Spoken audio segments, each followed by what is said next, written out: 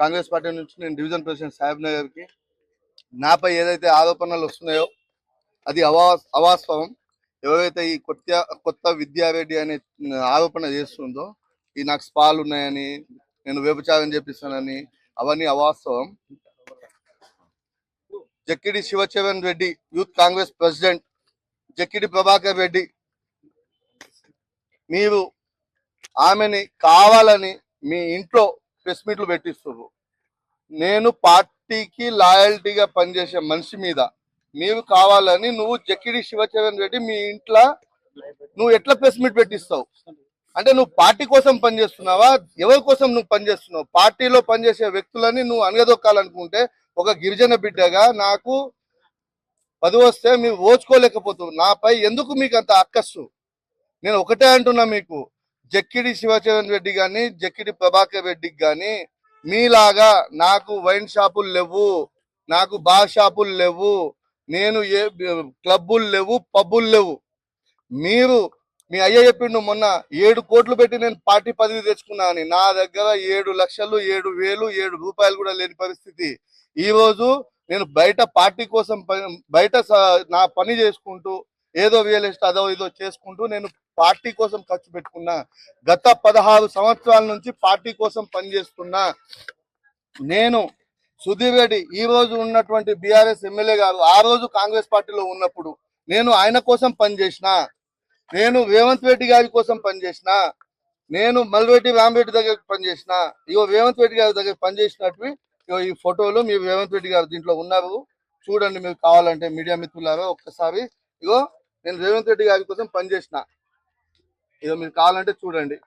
నేను పార్టీ కోసం పనిచేసిన, మొన్నటి వరకు ఇగో రామరెడ్డి కోసం పనిచేసిన. ఇదే బిఎన్ రెడ్డి మకటం సదాశివుడు పాపం 40 సంవత్సరాలు కష్టపడితే ఒక్కసారి ఆయన కాంగ్రెస్ పార్టీ టికెట్ ఇస్తే బిఎన్ రెడ్డి డివిజన్ లో నేను కంప్లీట్ గా పనిచేసిన. నువ్వు ఏడున్నావు అసలు? ఇంకోటి, దాని తర్వాత నేను కాంగ్రెస్ పార్టీ ఎమ్మెల్యే ఎలక్షన్స్ అప్పుడు పనిచేసిన. ఎంపీ గారు సునీతా మహేందర్ రెడ్డి గారి ఎలక్షన్స్ అప్పుడు నేను మంచి మీటింగ్ పెట్టి చాలా బాగా గ్రాండ్ సక్సెస్ చేసి పనిచేసినాము. కాబట్టి విద్యారెడ్డి గారు, మీరు నన్ను విమర్శించే ముందు మీరు ఏడున్నారు అసలు ఏంది? మీరు అంతకుముందు ఏడున్నారు? నువ్వు పోయి వైఎస్ఆర్సీపీ తెలంగాణ వైఎస్ఆర్సీపీలో షర్మిలమ్మ ఫోటో నువ్వు పచ్చబొట్టేసుకొని తిరిగినావు. నువ్వు ఎట్లయితావు కాంగ్రెస్ పార్టీ గవర్నమెంట్ వచ్చిన తర్వాత నువ్వు కాంగ్రెస్ పార్టీలోకి వచ్చి నేను సీనియర్ని, నువ్వు పార్టీ కోసం పనిచేస్తే నీకు ఎవరు పదవులు ఇవ్వాలో వాళ్ళు ఇస్తారమ్మా. దానికి నాకు ఒక పదవి వచ్చినందుకు నీకెందుకు అంత అక్కస్సు? అంటే నేను లంబాడీలో పుట్టడం నా తప్ప? నేను లంబాడీగా జీవించడం మాకు పదవుల హక్కులు లేవా? అంటే మేము ఎంతసేపు కార్యకర్తగానే లేకపోతే పనిచేసేటోళ్ళనే ఉండాలనా? కాబట్టి ఒకటే మాట చెప్తున్నా, నువ్వు చేసిన దానికి మా ఇంట్లో మొత్తం చాలా ఘోరంగా ఉంది మా పరిస్థితి. మేము బయటికి తిరగలేని పరిస్థితిలో ఉన్నాము. నువ్వు చేసిన దానికి మా పిల్లలు స్కూల్కి పోతలేరు, కాలేజీలకు పోతలేరు, వాళ్ళు అవమానంతో మేమందరం చచ్చిపోతామంటుర్రు. నువ్వు అసలు ఏం చేస్తున్నావు అని నన్ను అడుగుతుర్రు. కాబట్టి నేను ఒకటే మాట చెప్పదలుచుకున్నా, విద్యారెడ్డి గారు, నువ్వు మళ్ళీ చేస్తున్నావు కదా, నిన్ను మాత్రం నేను క్షమించేది లేదమ్మా. నేను ఖచ్చితంగా ఏసీపీ గారికి కంప్లైంట్ ఇచ్చాను, చట్టపరమైన చర్యలు తీసుకోమని చెప్పాను.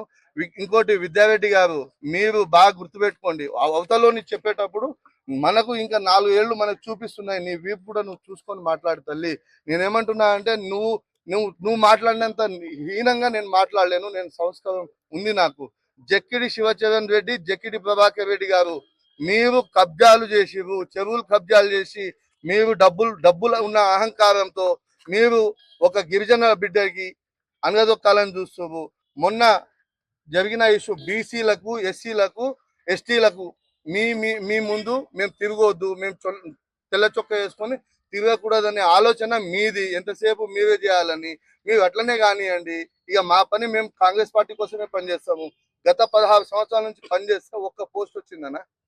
ఆ రోజు రాహుల్ గాంధీ గారు ఏమంటారు? ఆదివాసీలు రాజకీయంగా వెనుకడుగులో ఉన్నారు, మీరు వాళ్ళని బయటికి తీసి రాజకీయంగా వాళ్ళని మీరు డెవలప్ చేయండి.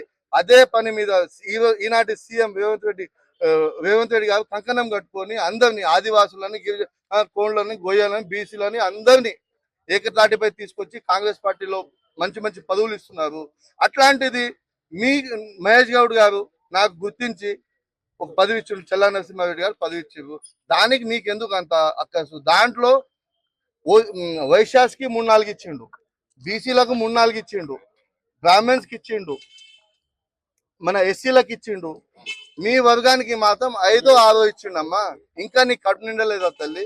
18 దాంట్లో ఒక్కటి నాకు వచ్చింది. ఒక ట్రైబ్ ని 16 సంవత్సరాల నుంచి కష్టపడితే ఒక్క ట్రైబ్ కి ఇచ్చేవమ్మా. ఎందుకు అలాంటి పెట్టుకోకమ్మా. ఇంకోటి, మా భార్య నువ్వు చేసిన దానికి ఈ రోజు మా భార్య హాస్పిటల్లో ఉంది. ఆమె పరిస్థితి బాగాలేదు, మేము బయట తిరగలేకపోతున్నాము. మీ మాత్రం జాగ్రత్త. తస్మాత్ జక్కిడి శివచరణ్ రెడ్డి, జక్కిడి ప్రభాకర్ రెడ్డికి చెప్తున్నా, విద్యారెడ్డికి చెప్తున్నా, మాకు ఏమన్నా అయితే ఖచ్చితంగా మీరే కారకులు. దాన్ని మేము మీ ఇంటి ముందు వచ్చి అందరం కుటుంబ సభ్యులతో వచ్చి పురుగుల మంది దాగి సస్తా మీరు చేసిన ఆరోపణలకి. జగ్గిరి ప్రభాకర్ రెడ్డి, శివచరణ్ రెడ్డి వెనకాల ఉండి చేపిస్తున్నారు. వెనకాల ఉండి చేపిస్తారు అన్న. ఒకటే నేను అనేది ఒకటే, మొన్న వాళ్ళు ఏమైందో, ఆయన తిట్టకపోతే అధిష్టానం ఎందుకు ఆయనని శిక్షిస్తుంది? కాబట్టి వాళ్ళకి ఏదో పార్టీ నుంచి సస్పెండ్ చేపించారు అని బురద జల్లాలనే కార్యక్రమం భాగంలో నన్ను లాగి వాళ్ళ ఇంట్లో ఉండి ప్రెస్ మీట్లు పెట్టించు. వాళ్ళు గతంలో నీకు ఆయనకి ఏమైనా వివాదాలు ఉన్నాయా? ఏ వివాదం లేదు. నేను జక్కిడి శివచరణ్ రెడ్డి కోసం కూడా నేను పనిచేసిన యూత్ కాంగ్రెస్ లో. ఆయన నాకు చెప్పిన తర్వాత నేను అందరికి మా వాళ్ళకి ఫోన్లు చేసి ఓట్లు వేయించిన. నేను జక్కిడి ప్రభాకర్ రెడ్డి దగ్గర పనిచేసిన, రామ్ రెడ్డి దగ్గర పనిచేసిన, రేవంత్ రెడ్డితో పాటు పనిచేసిన, సుధీర్ రెడ్డితో పనిచేసిన, కాంగ్రెస్ పార్టీలోనే పనిచేస్తున్నాం. ఏ రోజు ఆయనకి నాకు ఎలాంటి విభేదాలు లేవు. ప్రధానమైన డిమాండ్ ఏంటి ఇక్కడ? నాకు ప్రధానమైన డిమాండ్ ఒకటే, ఆమె బహిర్గతంగా జక్కిడి శివచరణ్ రెడ్డి, జక్కిడి ప్రభాకర్ రెడ్డి, కొత్త విద్యారెడ్డి, వీళ్ళు ముగ్గురు క్షమాపణ చెప్పాలి. ఆ ఉన్న దేంట్లో అయితే మాట్లాడివో, సోషల్ మీడియాలో ట్రోల్ చేసివో, అదే దాంట్లో మీరు క్షమాపణ చెప్పి ఇది చేయండి. నాకు ఒకటి అది చేయండి. ఇంకోటి, జక్కిడి శివచరణ్ రెడ్డిని పార్టీ నుంచి సస్పెండ్ చేయాలి. ఎందుకంటే ఒక పార్టీ కోసం, పార్టీ లాయల్టీగా పనిచేసే వ్యక్తిని మీరు ఇంట్లో పెట్టి ఆమెను ప్రెస్ మీట్ ఇప్పించాల్సిన పని లేదు. మీరు స్క్రిప్ట్ రాసిస్తూ ఆమె చదువుతుంది.